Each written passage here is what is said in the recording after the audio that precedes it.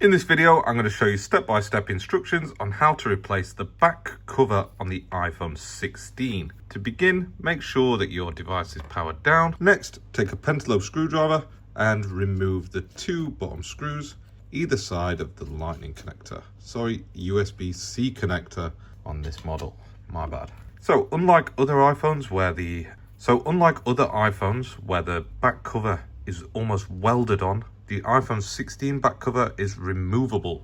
It's just a single piece of glass stuck down around the edges. The best way to soften the adhesive holding it down is to warm it up. I've got this one warming up on my hot plate set to 85 degrees C. Just another thing as well before I start putting this face down, it's going to spend a lot of time on its front screen, this one. This one doesn't have a screen protector on, so I'm just going to put some sellotape over the screen to protect it from any damage, especially because this is going to create shards of glass that will probably end up under the phone and end up scratching it, so I don't want to do that. Anyway, after it's had 5 minutes on the heat plate, I've got a feeling that this one's going to come off really easy because I don't think it's a genuine original part. However, I will go through the same motions as I would do if it was an original. That being said, this one will be a lot easier to remove than the original one, so yeah, way too easy.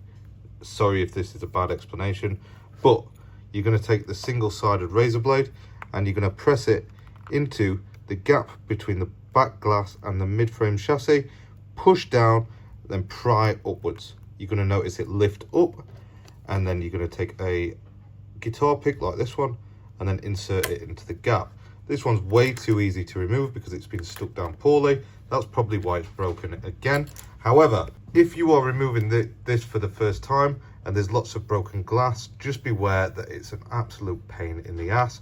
I'll also link just up here the other video where I removed this from an iPhone 14 or an iPhone 15, just so you can see how difficult it is to actually remove. But it opens up just like opening the back cover of a book. Look how bad this is. It's not being stuck down very well. That's why it looks like that. Let's get it over to the bench. So once you've got the back cover removed and you've used heat, obviously it may be a little bit tougher than I've made it look there. We're going to take a mug and I'm just going to prop the screen or the back cover up against that, just like that. Tri-wing screw just here, as well as this one just here. Little tweezers, and I'm going to lift this up and remove this little shield.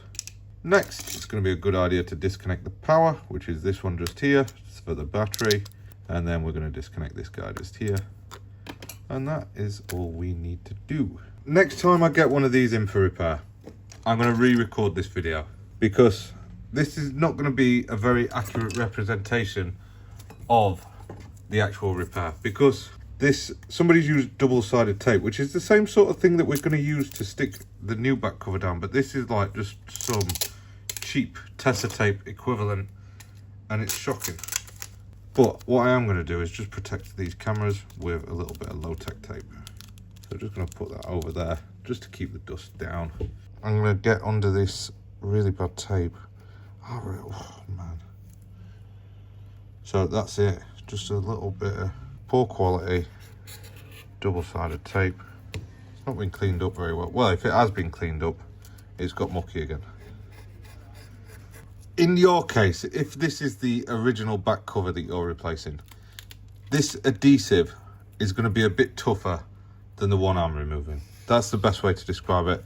And like I say, this is not an accurate representation of that adhesive. However, I will do my best to clean it up, just so I can show you the level of cleanliness that is required to make sure that you get a good adhesive bond for the new back cover. I am going to use a little bit of isopropyl alcohol next. I have it in one of these little squeezy bottles, and then I just run it down that edge.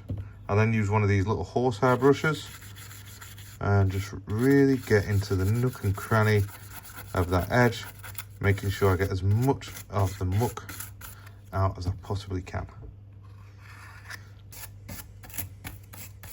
Go around all four edges. Just be careful around the camera area because these little bits of muck will splash and flick and make a mess of your camera. So cover it up with the protective tape and then just run the brush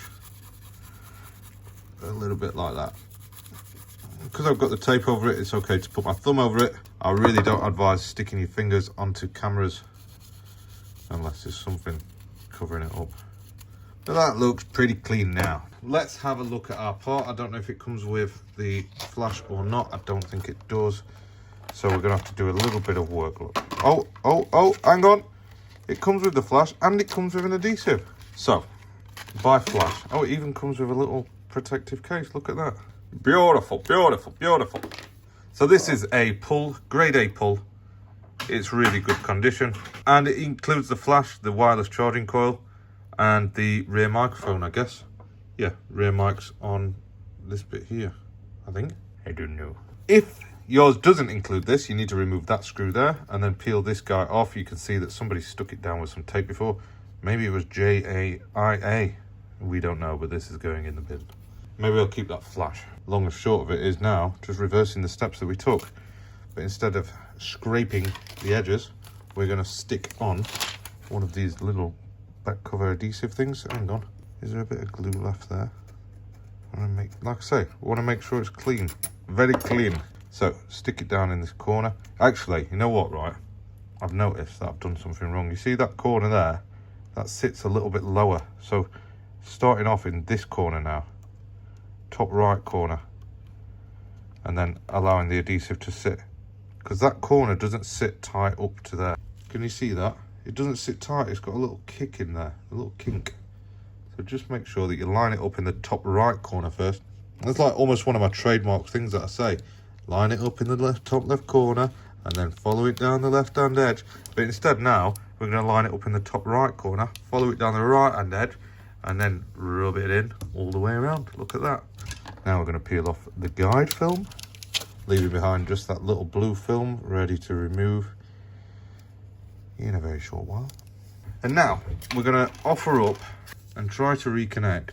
Actually, we're not going to do that just yet. I'm just going to get a little bit of dust, a little further duster, and just clean it up the best I can. We're going to offer this guy up, make sure it sits in right, and then just put a little bit of pressure on.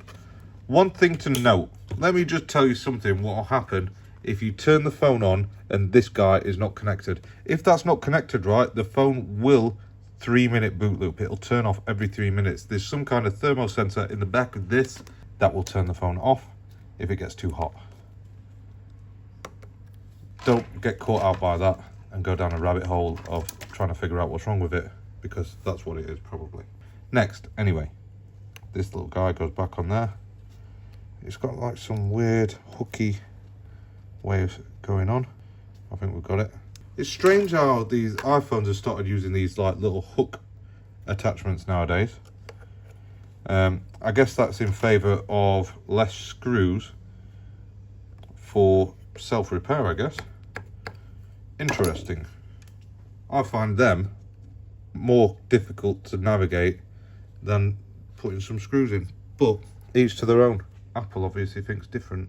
Now that we've got that, we can peel off that final layer of the blue film, what has gone around the edges. It's always a good idea to test the rear microphone. The flash is working before you seal it up. However, for the sake of the video and just to speed things along, I'm going to risk it all and I'm not going to test it on this instance. Instead, if it goes wrong, I've got a box full of seals and I'm prepared to use them. Right, anyway, fold it down. You see this? Look, this is a problem. Minor problem, but it is a problem. That could have caught then. Just that little bit there, it was bent in a little bit.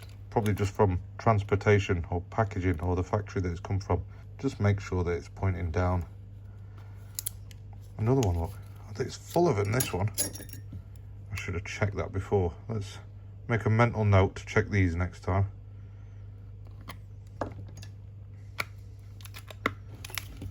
Seal it all up. And finally, we've just got the two bottom screws that go either side of the USB-C port, which are, of course, secured down with that pentalobe screwdriver. I would highly recommend turning the phone back on now and then just start the stopwatch to make sure that that 3-minute boot loop issue isn't happening with your device. Sometimes after the battery's been disconnected on some models, you have to plug it in. I don't know if this one was low on charge as well. I'll tell you something, we need to clean this charge port out. Remove that bit of tape, give it a good clean, and that's just about job done. Apply pressure on all edges to make sure that it's secured down properly. Thanks for watching, and see you in another video.